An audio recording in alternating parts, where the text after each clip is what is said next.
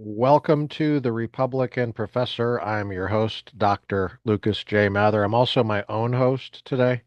It's 21 January 2026, years after Jesus. It is a Wednesday, and I'm coming to you from SoCal. We have a piece on England today. uh, it's called Land's End by Christopher Caldwell in the Claremont Review of Books. Summer 2025, years after Jesus. Christopher Caldwell is a wonderful writer. He's one of my favorite writers on American politics who is still alive.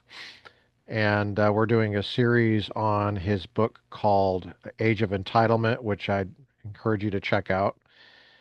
But we'd like to thank Chris Caldwell for writing this and Claremont Review of Books for publishing it. The Claremont Review of Books is available to subscribers, and it's a pretty nominal fee for subscription. You get a very attractive artwork and a physical copy in the mail 4 times a year with some of the most insightful book reviews out there, and it can save you a lot of money on books. Um, because there's so many books that get published, and it's just nice to have some commentary so you feel like you feel like you have a little bit more of a handle on what's going on in the publishing world, without having to spend a lot of money on books and have to read everything yourself. Um, I wanted to do more on immigration on the Republican Professor podcast. It's one of the huge topics in American politics now, but we haven't covered it very much. And so Christopher Caldwell is one of the best commentators on this, I think. He's got a very insightful uh, one on England. This cover of the Claremont Review of Books Summer 2025 has an interesting title. Says, "Will there always be an England?" Now, that's not the name of the essay. It looks like that's the name of the essay, but it's kind of the name of a set of essays, I would say. There's one by Charles Kesler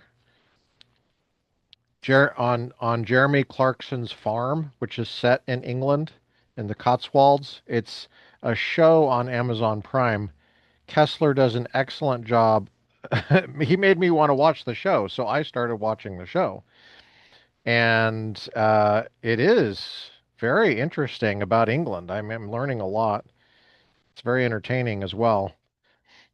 We'll get more into that later. It's not really about it's not about immigration per se. It's more about regulation, not completely unrelated.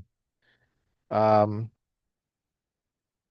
Claremont Review of Books has made Christopher Caldwell's headline essay, "Will There Always Be in England?" which is actually called Land's End.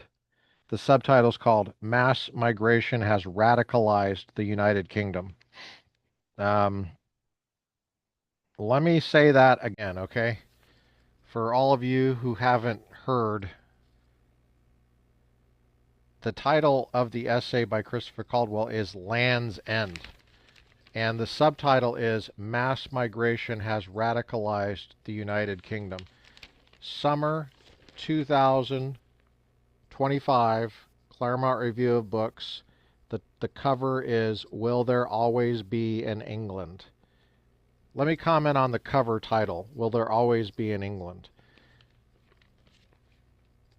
From a Christian perspective, it's a little silly because there hasn't always been an England, and we know there will not always be an England, right? And that's on the secular view. It's also on the Christian view. On the secular view, if you take the Big Bang to be the first physical event in the universe, however many billions of years ago, let's just take that for granted. There was no England back then. There's not going to always be an England on that view because our universe is our solar system is going to grow cold and dark. Our sun is going to die out, and that's going to be it. It's going to be lights out. On the Christian view of things, it's also the case that England has not always existed and that will not always exist, right? If you open Genesis chapter 1, it doesn't say, in the beginning, England always existed, and by the way, God created the rest of the world. The Revelation doesn't say, there's going to be a New Jerusalem, and that's going to be added to England, which will always exist. And it doesn't say that either. In the popular imagination of many people in our culture, coming from, I don't know, a certain vision of C.S. Lewis maybe, or J.R.R. Tolkien, or J.K. Rowling, it does feel like an eternal fantasy land, England. That's going to be, that bubble has popped a long time ago for many of us. It started when they basically started confiscating guns and making self-defense illegal. And I'm saying the government and cracking down on what we would call free speech, freedom of religion, freedom of expression, right of peaceful assembly. There's all sorts of problems we've seen in England, and of course it goes back even further than that, and to a little thing that we call the American Revolution. And I'm part of an Anglican tradition. My employment, I'm on staff at an Anglican church. And we have a British guy in there. He sounds like C.S. Lewis. He's great. I love him. His name is Richard. Did some C.S. Lewis readings on our YouTube channel with him a few years ago. And it was just wonderful producing those for the church. And I give him a hard time around July 4th every year. I say, today this is an England can't church. Instead of an Anglican, it's Anglicant. Our problems with England go back centuries. And we put our foot in the sand. We drew a line in the sand. We said, the government can't take away the right of self-defense. Can't do that. The government cannot do all sorts of things that England takes itself to be able to do. So we established ourselves separately. But I think it's very important to watch what's happening in England. Because of the linguistic ties we have, the cultural ties, the legal heritage, the representative government movement heritage, the religious freedom and toleration movement heritage, all sorts of heritage that we have in England. Protestantism, art, entertainment, drama, comedy. Shakespeare, anyone? Philosophy, biblical studies. It's all very important. And I think we need to keep an eye on what's happening over there.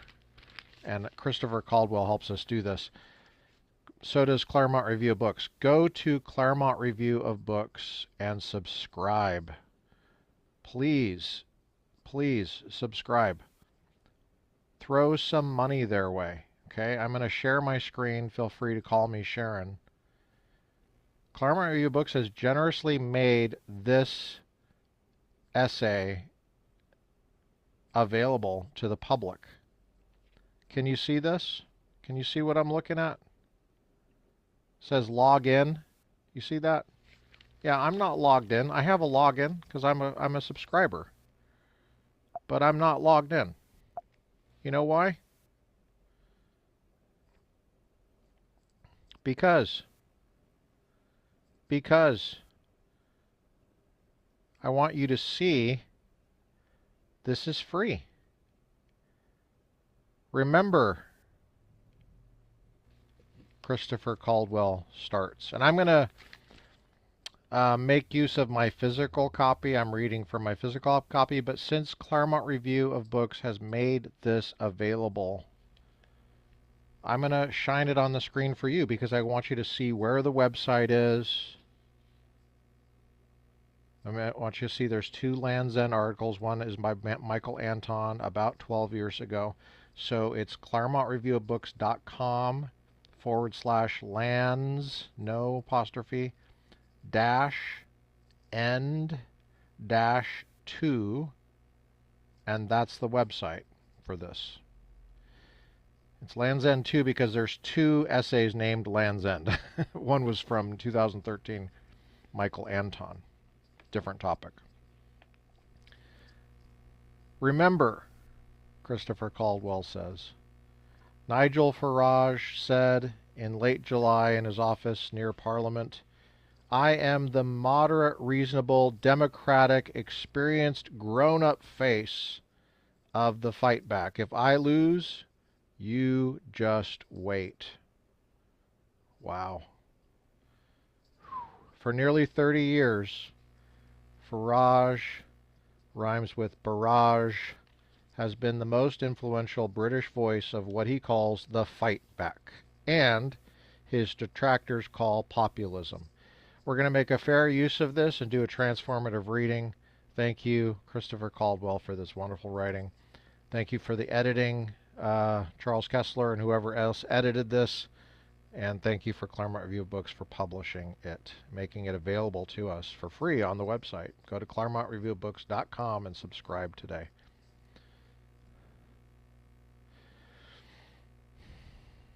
For nearly 30 years, Farage rhymes with barrage has been the most influential British voice of what he calls the fight back and his detractors call populism. At the turn of the century, as a member of the UK Independence Party, UKIP, he fought to save the pound at a time when London elites hoped to abandon England's ancient currency for European Union's euro. The pound survived, and in 2010 the euro crashed. Almost alone among politicians back then, Farage called for Britain to leave the EU outright. By 2016, a majority of his countrymen agreed. They broke their European ties in the so-called Brexit referendum, even if 3 years of parliamentary and judiciary chicanery delayed Britain's exit until 2020. See Why Hasn't Brexit Happened, Summer 2019. By the way, we covered that on the Republican Professor podcast in fall 2025. Winsome, bibulous, half prophet and half clown, he has a habit of being vindicated. Amen.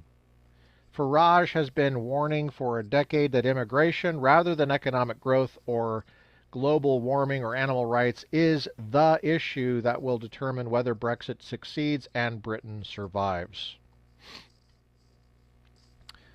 Well, he's not messing around with this, the way he's saying it.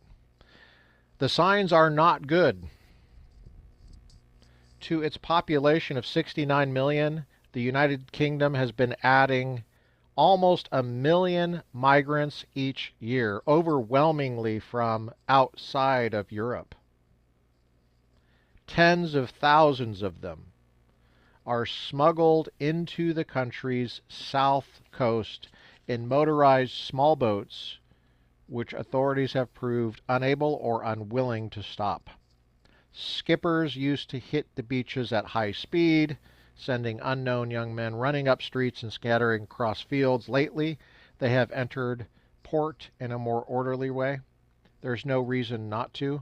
Migrants render themselves undeportable by applying for political asylum, confident of being swiftly released into British society, whether their application is approved or not. 13 boats arrived in Dover alone on one afternoon in late July, just as Donald Trump was landing in Scotland to open a golf course. The Times of London bannered across his front page, Trump flies in to warn migration is killing you. Wow. You know, what I like about this physical copy, you hear me shuffling the pages here? You hear that? What I like about this physical copy is the artwork is very attractive, and it's a big enough publication that you can stack them next to a nice easy chair, and they stack really well together, and they have attractive ads. I know they have to pay the bills. They have advertising, but the ads are all related to what they're talking about. You know, so it's not like totally. I wouldn't mind if they had Marlboro ads in here or something like that. You know, like from the '60s or something. But they're not totally unrelated. It's not like they're advertising Ferraris or something. You know, or you know. Hawken or Skoal chewing tobacco or something like that. Not like I would mind that, but anyway, let's keep going.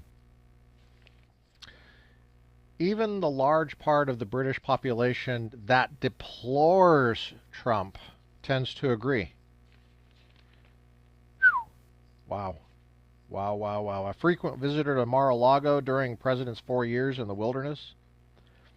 Farage has become a national darling. His Reform UK, Britain's newest political party, won seats for him and 4 others in last year's election, taking 14% of the vote.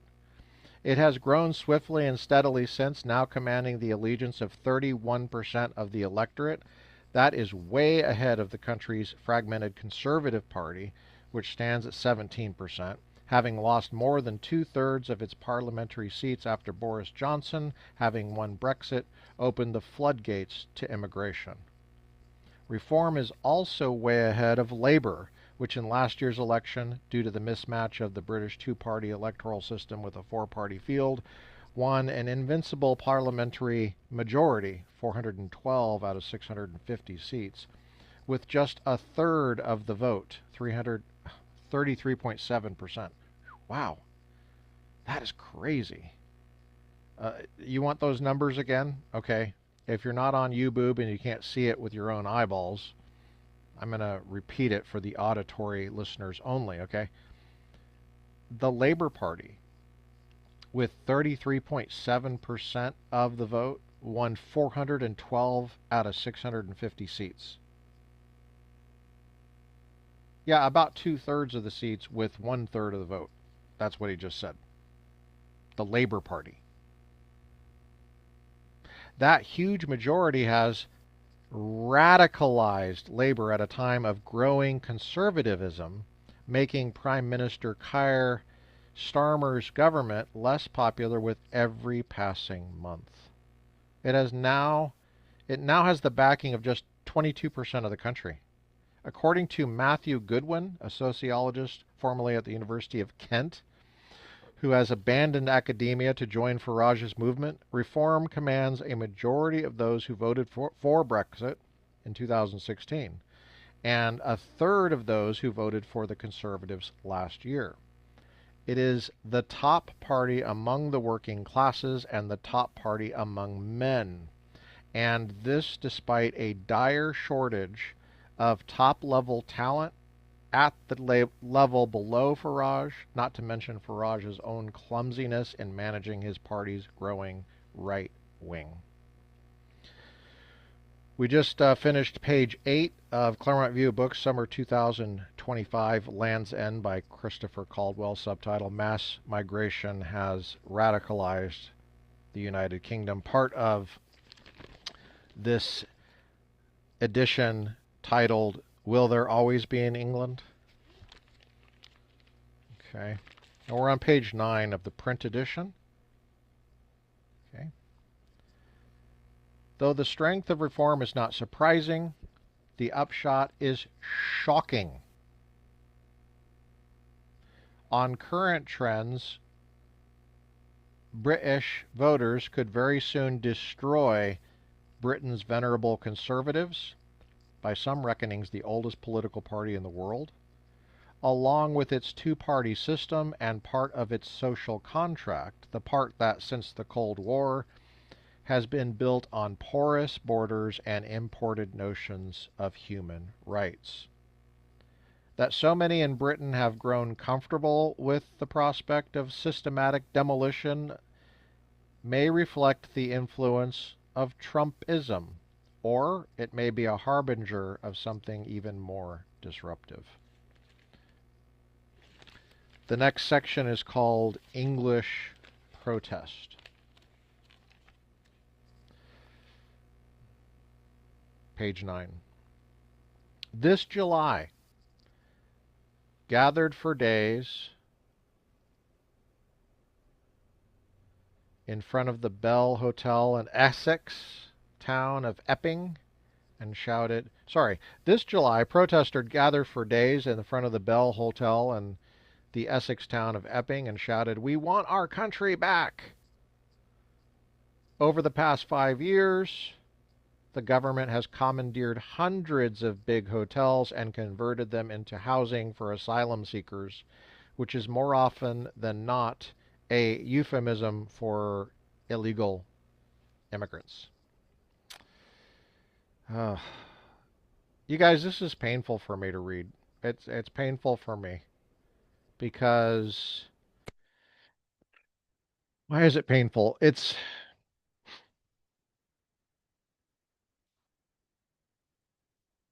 painful, man. Most of them are young men. English people aren't happy with the arrangement. Neither are the migrants themselves. Far from home, bored, subsidized by the government, and barred in most cases from working, they have a tendency to misbehave. In Epping, one of Bell's residents had been arrested for the sexual assault of a 14-year-old girl.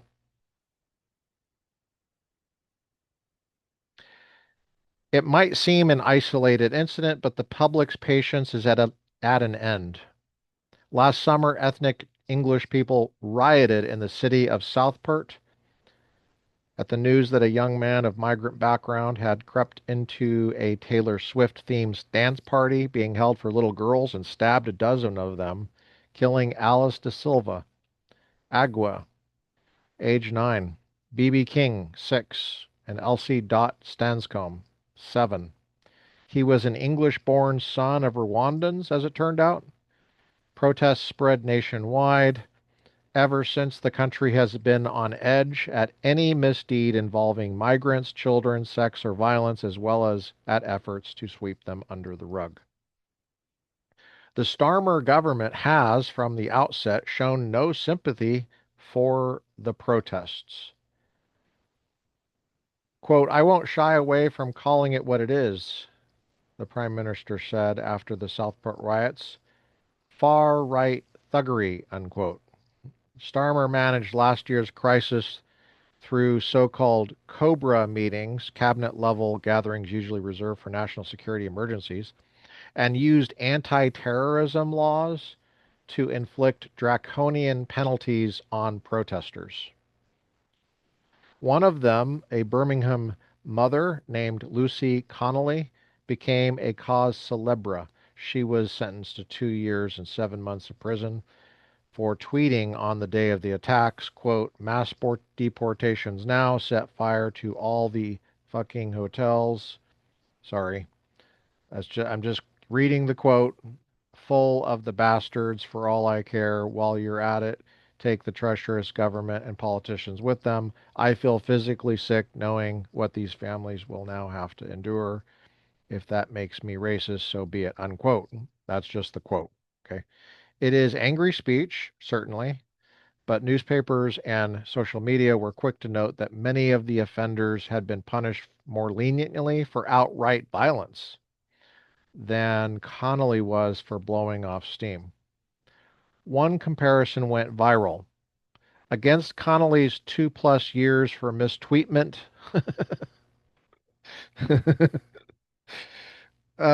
see, this is part of why I love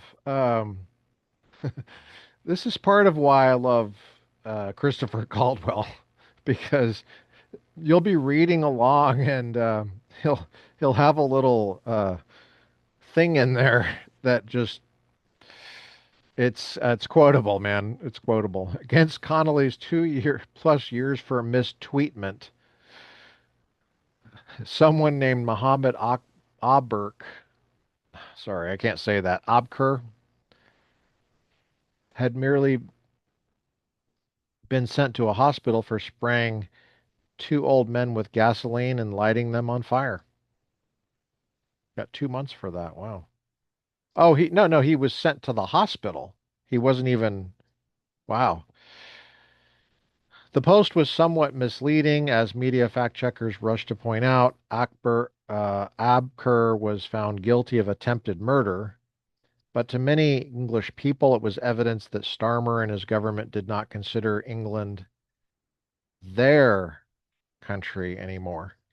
Starmer is a thoroughly English product of suburban Sussex and of the late baby boom, but he's also an international human rights lawyer and has been ill-equipped to address an uprising carried out in the language of nationalism, a language he speaks only haltingly.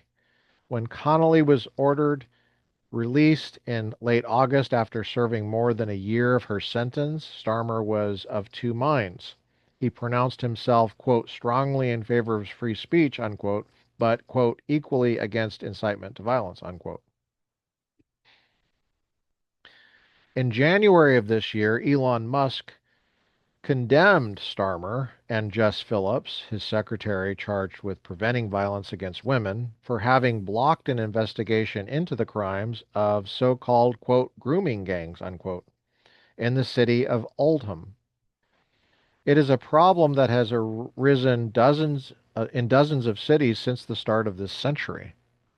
Grooming gangs, which outside of government reports are now more often called, quote, rape gangs, unquote, generally consisted of Muslim men who coerced teenage girls into sex, in many cases trafficking them to friends. Some of the men were taxi drivers, others drug dealers.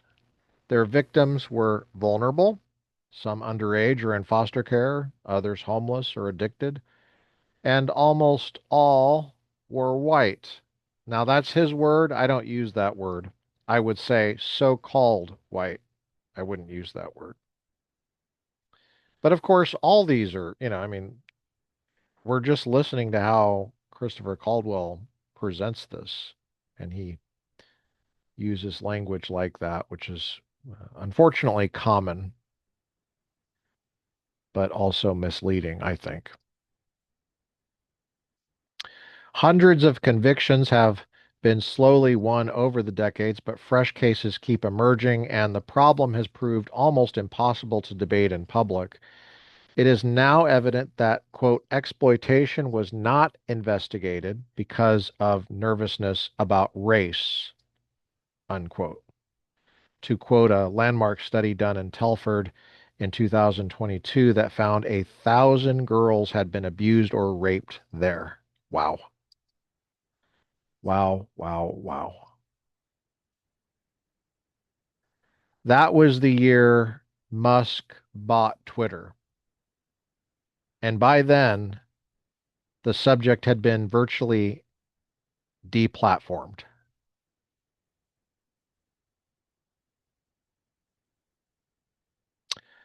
We're still on page 9 of the print edition, Land's End, Claremont Review Books, Summer 2025 by Christopher Caldwell. The title of the edition is Will There Always Be in England? Musk changed that, but reticence persists. Starmer accused Musk of spreading, quote, lies and misinformation, unquote, about the gangs. That is the usual view in government circles.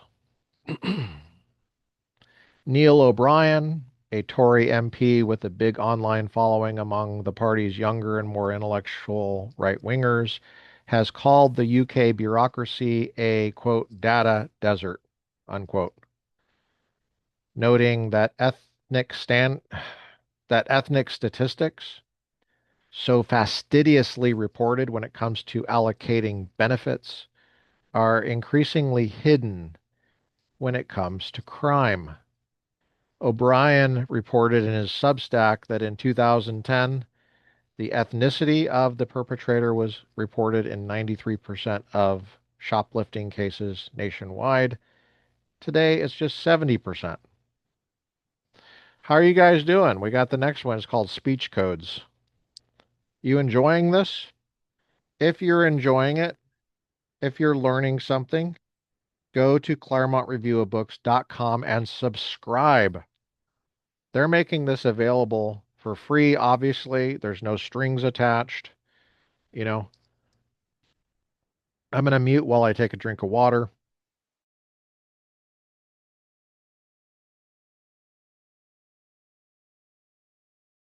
Yeah, there's no strings attached on this article. They've made it available publicly, and there's no ads on their website. There's ads in the physical copy that you get, but they really do rely on your support to make this happen. So please send your support to ClaremontReview-of-Books.com by subscribing. Let's continue. Not to bring up health food, but let us continue. Speech codes, still on page 9, print edition. In July, the government announced that it would, against strong public sentiment to the contrary, lower the voting age to 16 before the next national elections. Labor strategists believed that extending the vote to an age cohort that is more progressive and less ethnically English will help close the lead that reform has built up over labor on immigration issues. This may be a mistake. Not only reform, but also dissident leftists around the former labor leader Jeremy Corbyn appear to be running just as strong among 16 to 18-year-olds. A less noticed provision in the same legislation would bring tough new sentences for offenses involving hostility toward politicians. What could go wrong? What could go wrong? Even before the Southport riots and demonstrations, people were talking about two-tier policing. One standard of law enforcement for ethnic minorities, another more severe standard for so-called whites. And yes, I put so-called in there. But in Southport's wake, large parts of the public told pollsters that they saw the entire British system of law enforcement as outright biased in favor of ethnic minorities. 31% thought the Starmer government was more tolerant of Muslim lawbreakers than of others, versus 7% who thought it was less tolerant. Only 6% thought it was more tolerant of right-wingers versus 44% who said it was less tolerant. After Southport, such sentiments became irrepressible. A visitor to England 12 months after the 2024 unrest is struck by two things. First, okay, now we're turning the page. Um, Let me make sure I'm recording. Yeah, I'm still recording, right? Can you hear me? Raise your hand if you can hear me. Okay, good. We're turning the page to page 10. Let me see what kind of ad we have on page 10. Encounter Books Gala. That's cool. That already happened. Well, anyway, let's keep going. I got to share my screen again. A visitor to England 12 months after the 2024 unrest is struck by two things. First, that strenuous attempts are being made to police speech across the country. You don't say. Wow.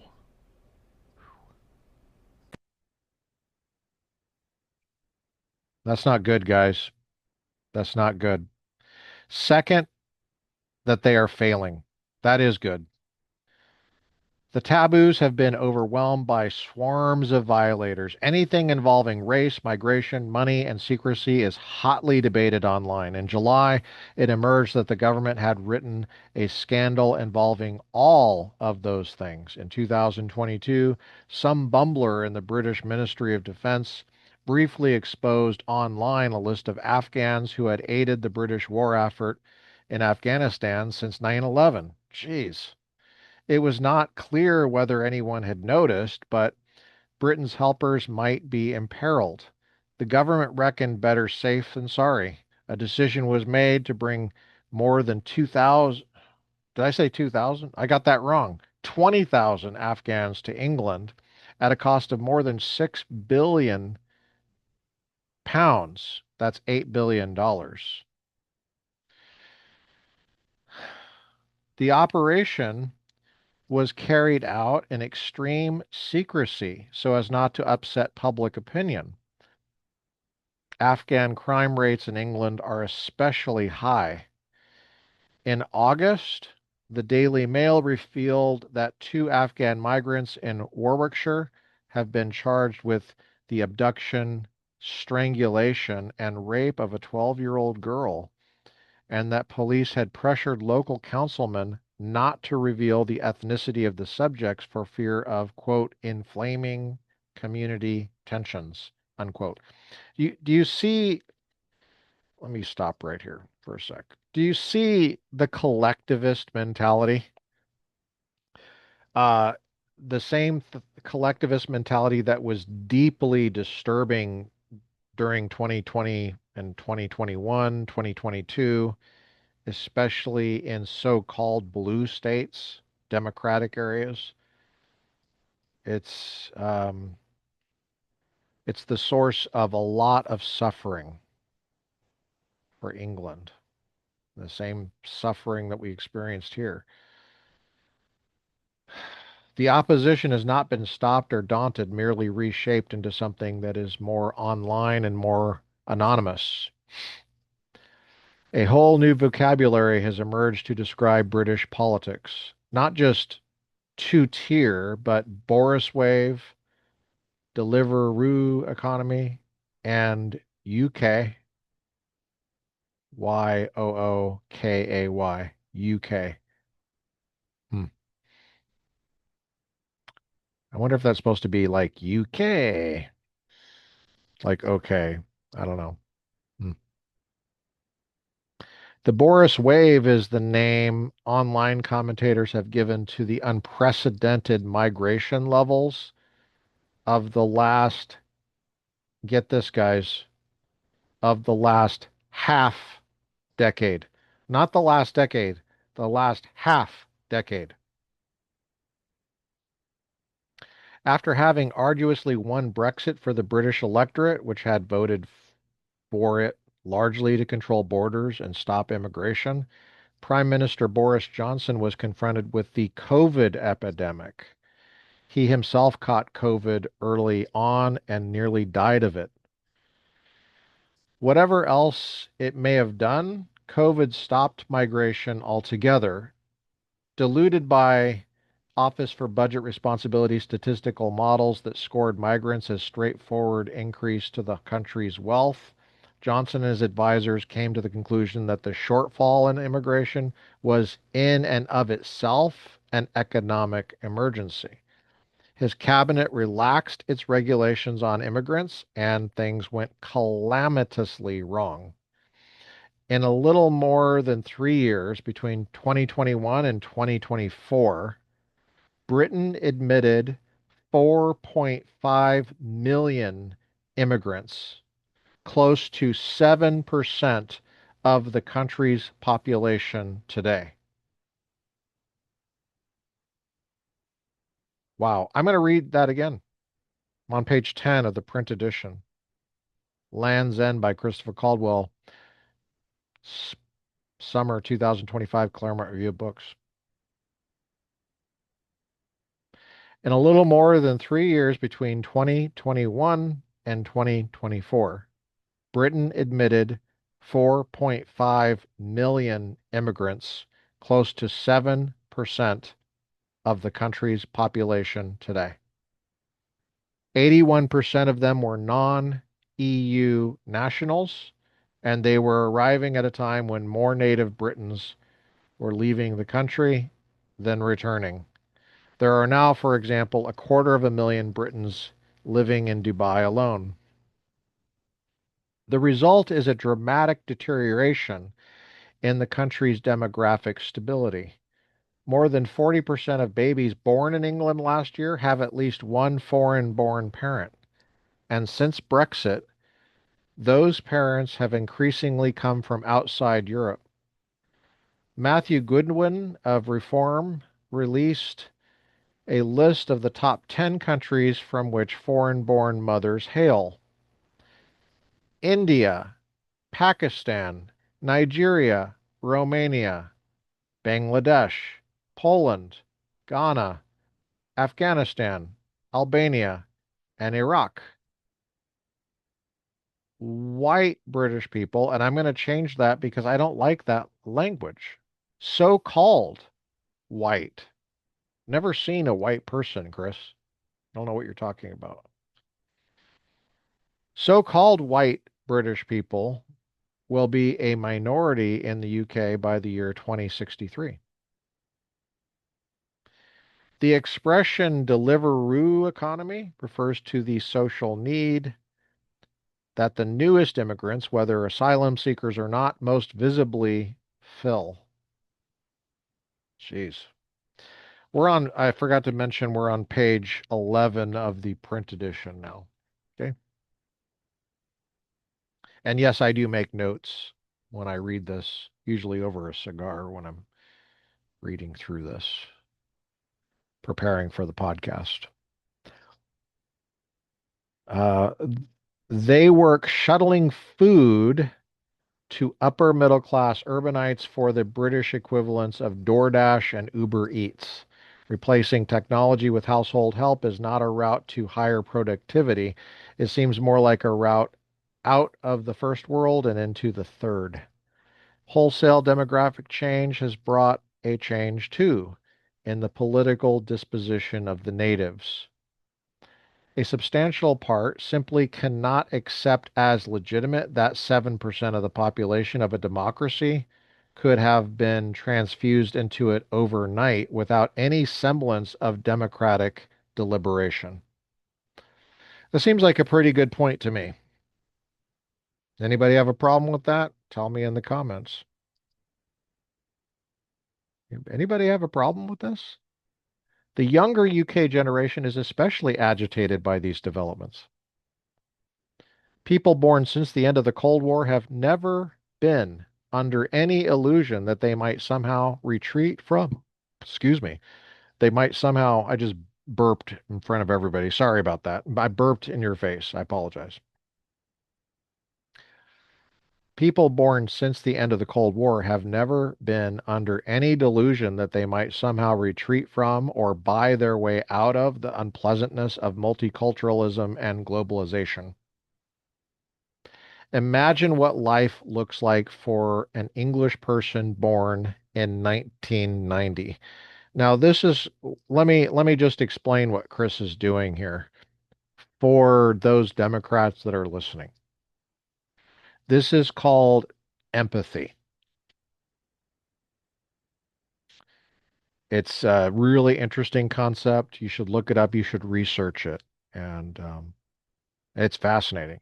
I highly recommend you try to develop some empathy, but it would require a little bit of empathy to even understand what I'm talking about. So probably wasting my breath here.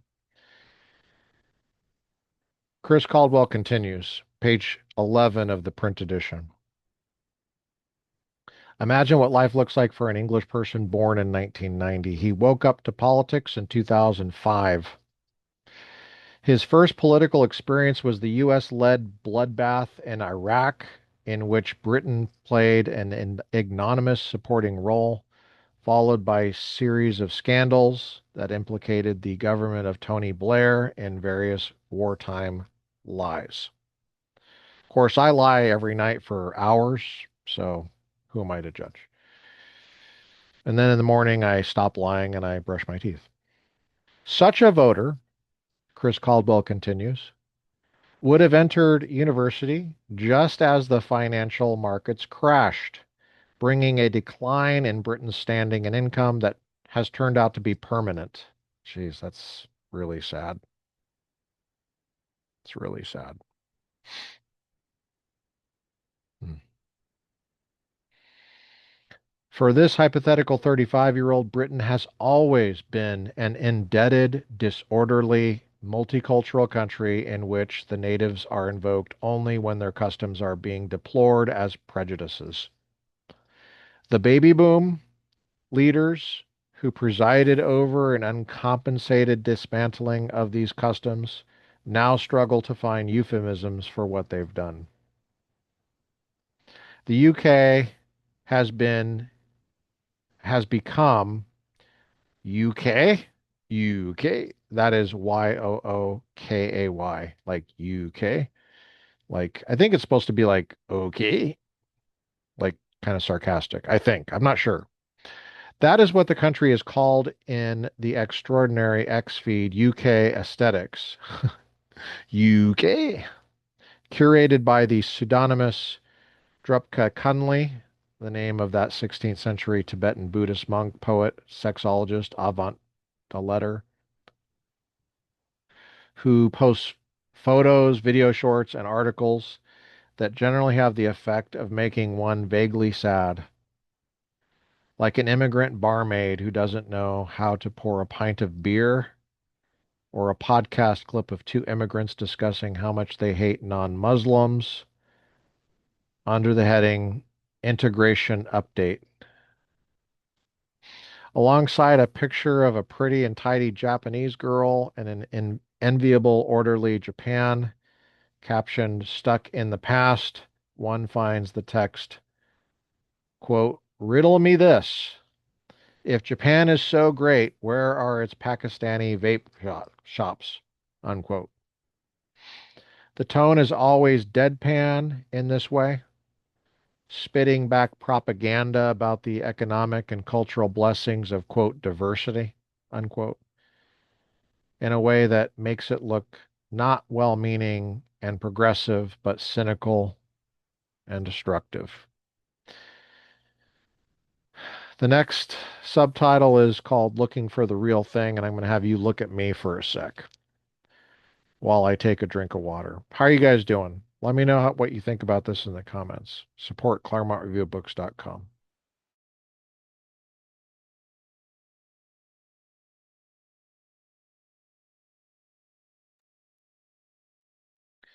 Looking for the real thing. Hmm. Aren't we all? Maybe not. There are two extraordinary anonymous magazines, Christopher Caldwell continues, on Substack that give a good idea of how young people understand Britain today. The Pimlico Journal is more focused on policy that might alter the course of Britain's decline. Jacques tends to be more polemic. Together, they are like a combination of Enoch Powell and Bronze Age pervert. Now, those two names I think are people on Twitter, and I don't follow them. I'm on Twitter, but I don't really do hardly anything on there. But I've heard those names before, and I don't. There's not really a lot for me to explain those because I don't know. But although Jacques is the edgier and more radical of the two, both are inclined to view the politics that brought Britain to this pass as undemocratic and illegitimate. Donald Trump, while not especially admired by either journal, is often is of interest to both as an example, particularly insofar as he has managed the beginnings of a program of mass deportation by sending 600 flights to 16 countries in his first half year in office. One of the writers at Jacques, the presumably synonymous Rhodes Napier, considers a ramped up version of Trump inspired multilateral resettlement a necessary element of fixing Britain. Quote, both third world immigrants and countries, he writes, are bad faith actors which have abused the sentimentality of Westerners for the past 70 years, unquote. Another Jacques writer, George Ruska, has a dark idea of how the Starmer government worked with immigrant gangs to suppress native English protests in the wake of the Southport killings. Quote, the police, he writes, were only able to eventually outnumber protesters because they de facto allied with the kind of mobs which had been previously besieging their stations in Manchester, unquote. He's also interested in Israel, but not in the usual way European youth are these days. He would like to see ethnic Britons protect themselves by emulating the Shamrim self-defense groups that have been started by Orthodox Jews in communities where they are menaced. Napier favors ethnic consciousness raising of the sort Israel has done since the Holocaust. He also wants to legalize guns. You know, it makes you wonder how much of this stuff that they would be going through if they had a Second Amendment that was protected by the courts and the culture. There was a culture of gun safety. What I mean by gun safety is not what gun control activists mean by it. What they mean by it is gun bans and gun confiscation. That's not what I mean by gun safety. I mean a culture of peer pressure that's healthy that enforces high high quality interaction with firearms and a rich appreciation for the heritage and history related to self-defense and the shooting sports. That's what I mean. Because if there's going to be firearms, there's got to be firearm safety. Otherwise, there's unnecessary there's accidental violence that is not tied to what it's the purpose of a firearm is, which is to protect human life and to provide for the recreational needs and the nutritional needs of humans. Okay, that's what I mean by it. And Britain's lacking that. The U.S. government gave me orders to England in the late 90s. Part of my official orders to England were concerns about firearms. Don't bring your handguns. They took away handguns in 1997. And I was like, dude, what the heck is this crap? What in the world? Why would I want to go to England? I mean, even the government is going to send me there and to work with British intelligence, and they won't let me have a handgun. I'm trained by Navy SEALs in small arms. I have a ribbon on my uniform, expert pistol. I can't,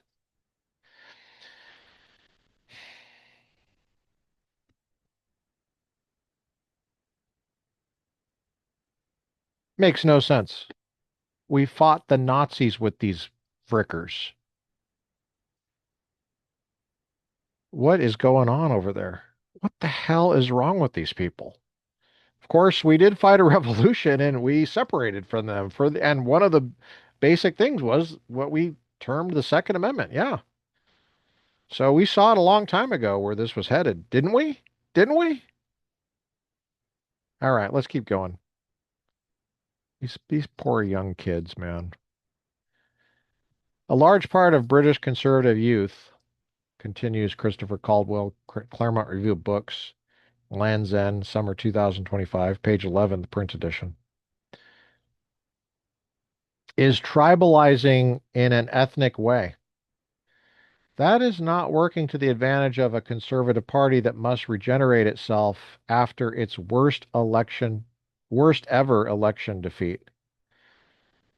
Since November, the party has been headed by Kemi Badenoch, a computer engineer born of Nigerian parents in England in 1980, but educated mostly in Nigeria before returning to Sussex to attend university in the 1990s. She has very good business and budgetary sense and might have made a superb successor to Margaret Thatcher. In her first big economic speech, she took aim at Britain's major social problem besides immigration, an epidemic of malingering. Oh my gosh. Oh my goodness. Oh my goodness. A quarter of working age people are now classified as disabled. Did I read that right? I gotta have to read that again. A quarter of working age people are now classified as disabled in some way.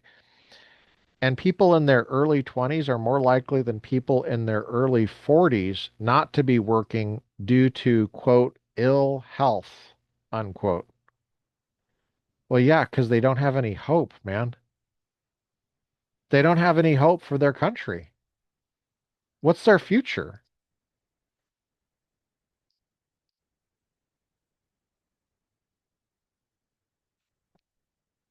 Badenoch sees society divided between 28 million, quote, makers, unquote, and 28 million takers, unquote. This holds out the prospect of uniting the party's Thatcherite inheritance with some of its new concerns about migrant freeloading, and Badenoch has the support of Charles Moore, Francis Maud, Michael Gove, and other party elders. But as people come to talk about remigration, and self-defense, yeah, they are looking for something harder. And Badenoch's immigration story, though it might have been the key to her appeal a decade ago, is today as much a liability as an asset. Younger Tories seem to be more excited by Robert Jenrick, who lost a close-fought leadership contest against Badenoch a year ago. Jenrick, in Parliament since 2014, has begun to talk about mass deportation.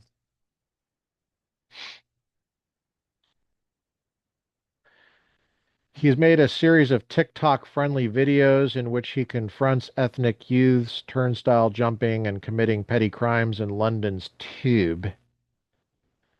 A group of rebellious Tories are more or less aligned with him. Nick Timothy, the most conservative of ex-Prime Minister Theresa May's advisors in the years after the passage of Brexit. Neil O'Brien, the gadfly, troubled by Britain's unwillingness to face hard ethnic truths. And Katie Lamb, the young MP who in April gave a shocking speech about grooming gangs in the House of Commons, in which she stressed their racial element and accused the government of refusing to launch investigations that had been ordered by Parliament. Quote, the girls we are talking about, Mr. Speaker, Lamb began, and here's a block quote, are predominantly white. I'm going to change that to so-called white, even though that's not her language. But the men who preyed on them were predominantly Muslim, generally either from Pakistan or of Pakistani heritage. One of the victims from Dewsbury was told by her rapist, I got to warn you about the language here. We're here to fuck all the white girls and fuck the government, unquote. And that's original language, sorry. And again, I would say so-called white. I don't think there are white girls. I don't think there are white people. I've never seen one. But we use this language for some reason.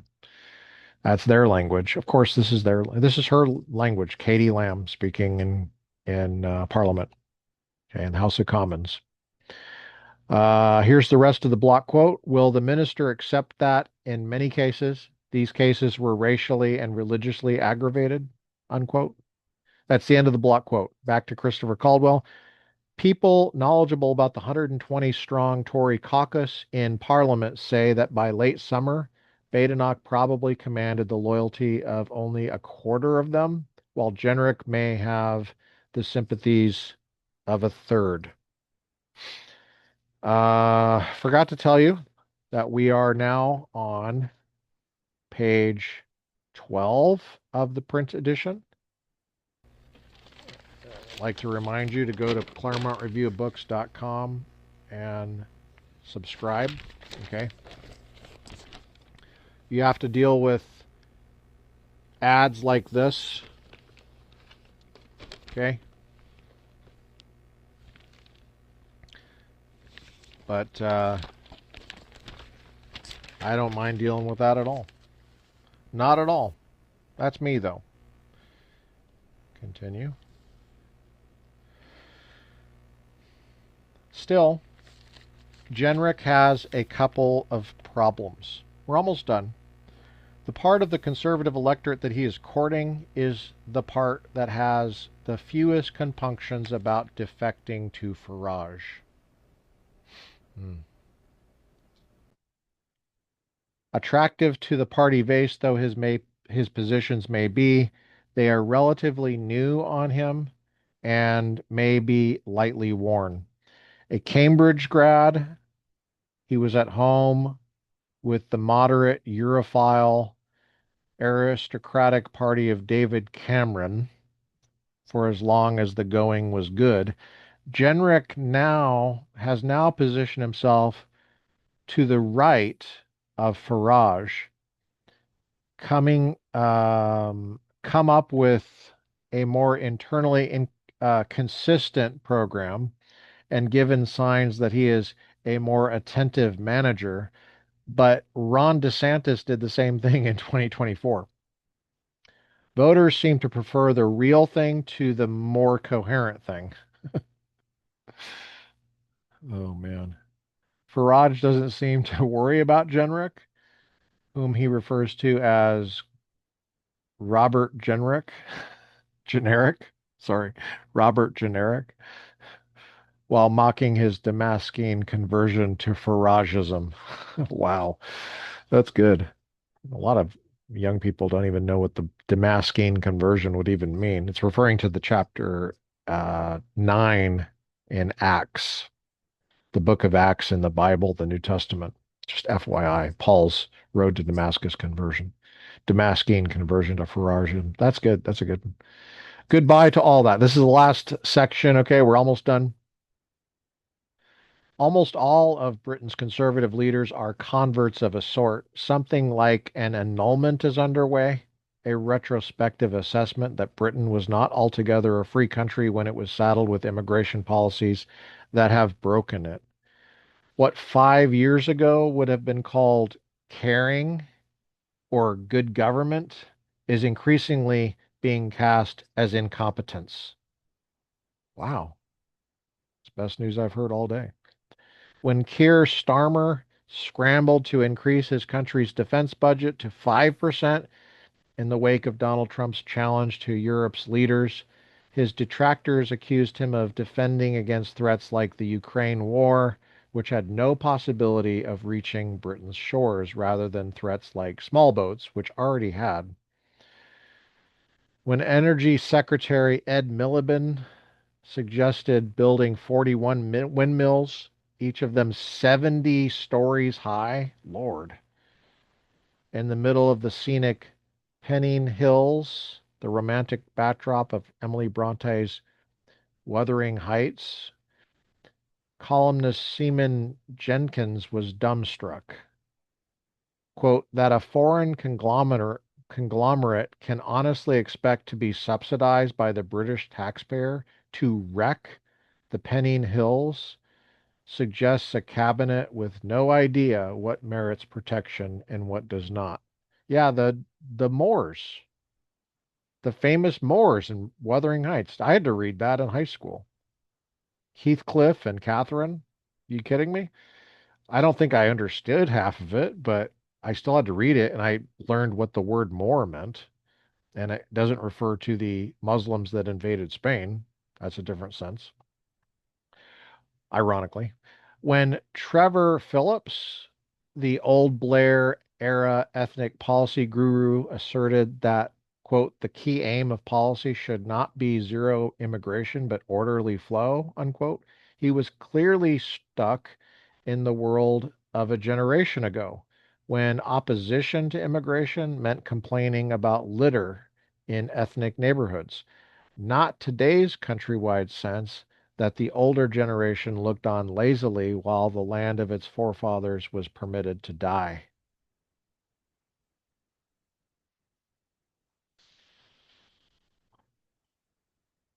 Whomever Britain chooses to lead it away from its era of multiculturalism, something big is going to change. In the United States, most deep reforms must travel a narrow road of constitutionality and survive the scrutiny of the Supreme Court. Britain has a different constitution. Now listen to this because this has to do with the structure of government that makes us different than the British heritage, okay? Pay attention. This is about constitutional law, this part right here, okay? You with me? Pay attention. Britain has a different constitution. The democratic prerogatives of the British Parliament are almost absolute. It is true that at the turn of the century, Blair enshrined the European Convention of Human Rights in British law and empowered a Supreme Court to vet parliamentary decisions. For now, such institutions and treaties impede any program of large scale deportation. Okay, so listen to this, okay? They have legislative supremacy. We have a legislature called a Congress, an executive called a president, and a high court and inferior courts in the judicial branch. Each has its role in our system.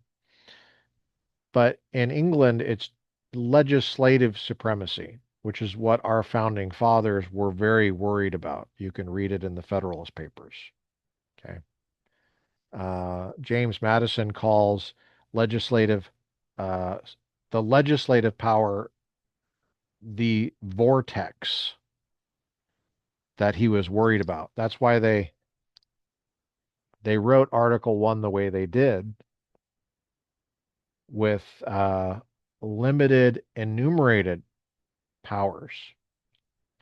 And they gave powers to the other branches to put a check on the legislature so that it couldn't do whatever a bare majority at some given moment wanted it to do.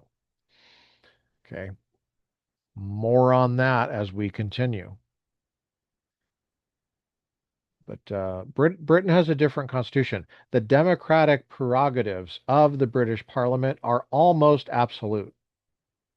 It is true that at the turn of the century, Blair enshrined the European Convention of Human Rights in British law and empowered a Supreme Court to vet parliamentary decisions. For now, such institutions and treaties impede any program of large-scale deportation. Now listen to this. On the other hand, Britain's proudly or notoriously sovereign parliament could abolish these Blairite guardrails in an afternoon. All three conservative leaders, Farage, Badenoch, and Jenrick, have, in one way or another, declared themselves open to the idea. Of course, that means that it could be undone the next majority, right? So that's the problem with legislative supremacy.